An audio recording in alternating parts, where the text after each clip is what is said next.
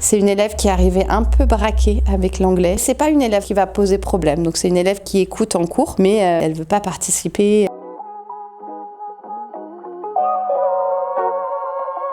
Un jour, je suis allée la voir et je lui ai dit, mais qu'est-ce qui se passe avec l'anglais? Je lui demande si elle a eu des mauvaises expériences. Elle me dit oui, j'avais une prof, elle me mettait toujours à part. Ça a été un peu traumatique pour elle. Et elle m'a dit, je suis nulle. Je lui ai dit, vous inquiétez pas avec moi, ça va pas être le cas, je vais pas vous mettre à part, vous allez même être au centre.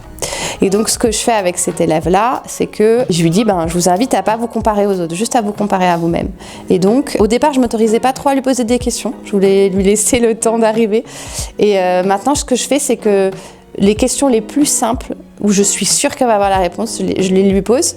Et du coup, je l'encourage énormément et je la valorise quand elle a les bonnes réponses. Et puis une autre chose que j'ai faite, c'est qu'il y a eu un jour, j'ai eu l'impression qu'elle avait aimé le cours. Et donc je suis allée la voir à la fin du cours et je lui ai dit, aujourd'hui vous souriez, qu'est-ce qui se passe avec l'anglais?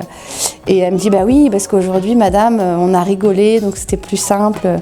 Et je me suis dit, en fait, cet élève-là, pour moi, ça va être mon curseur. Et elle n'a pas raison sur tout, mais pour moi, c'est un repère. Donc de me dire, cet élève-là, si elle est détendue, c'est plutôt bon signe. Et si elle ne l'est pas, voilà, qu'est-ce que je peux ajuster dans mon cours? Et je l'ai vu, en fait, plus ça va, plus elle prend... j'ai l'impression qu'elle prend plus de goût, elle prend aussi confiance en elle, et aussi elle participe plus. Donc ça, pour moi, c'est une grande victoire.